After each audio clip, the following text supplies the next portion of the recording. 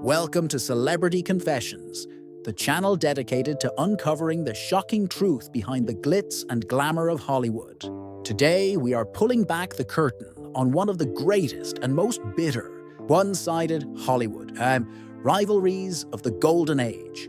We're talking about the incredible life of legendary character actor Jack Elam and the one Hollywood legend he truly hated more than anyone.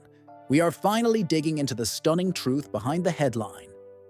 At 74, Jack Elam confesses the Oscar winner he called undeserving and lazy. That man? None other than the iconic Western star, Gary Cooper. Jack Elam's fury against Cooper is an essential piece of Hollywood history, a Hollywood secret rooted in a deep clash of professional ethics.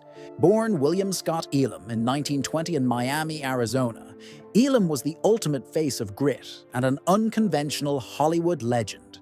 He was a man of steel and discipline, forged by his service in the U.S. Navy during WW, and he turned his striking misaligned eye from a supposed disadvantage into his powerful trademark.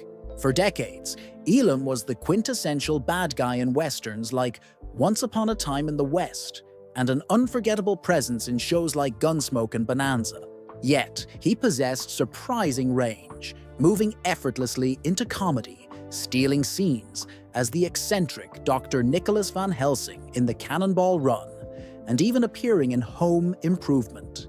Elam was a worker, a character actor who had to perfect every line and every expression, showing up early and staying late, carrying an unshakable work ethic, a crucial detail that leads us directly to the root of his explosive Hollywood confession against the superstars he believed to be a lazy fraud. Jack Elam was known for his blunt, unfiltered opinions, and one actor, the very symbol of the heroic old movie stars, became the target of his fiercest contempt: Gary Cooper. Cooper was celebrated as the ultimate screen icon, quiet, dignified, the definition of a Western hero. But to Elam, Cooper was a fraud, and Elam breaks his silence with shocking directness. He saw Cooper as the personification of everything wrong with the golden age of Hollywood's casting system. Elam believed Cooper was woefully overrated and coasted entirely on his looks and aura. He called his supposed natural acting mumbling and standing around while everyone else did the work. He was obsessed with exposing this particular Hollywood secret. If you asked me who I thought was lazy, I'd say Gary Cooper without blinking. Elam claimed Cooper didn't rehearse, didn't push himself, and only cared about collecting the paycheck.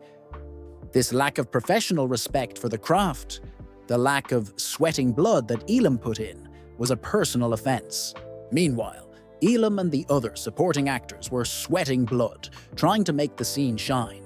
This was a direct, explosive conflict between the blue-collar work ethic of the character actor and the perceived entitled aloofness of the major star. Elam felt the burden of carrying scenes, while Cooper merely muttered a line. What truly enraged Elam was the way Hollywood rewarded Cooper. He felt it was a complete injustice, a failure of the industry to recognize true talent and effort. This is the dark side of Hollywood, where looks and image trump hard work and depth. He also resented Cooper's behavior on set, claiming Cooper barely acknowledged working character actors like himself. Elam famously tore into Cooper's career-defining moment, his Academy Award for High Noon. You could have put a cigar store Indian in that role and gotten the same performance. But because it was Cooper, everybody bowed down. I never saw brilliance. To Elam, Cooper represented the Hollywood betrayals of a system obsessed with image over substance. The very fact that critics celebrated Cooper's minimalism as genius, while character actors had to fight for respect, fueled Elam's fire for decades. Elam summarized his feelings about the icon in the most savage way possible. Gary Cooper was like wallpaper. He was there. He filled the space, but you didn't notice him unless someone told you to. And yet somehow he became this giant of cinema. Elam, however, was a man of deep compassion outside his venomous opinions on Cooper.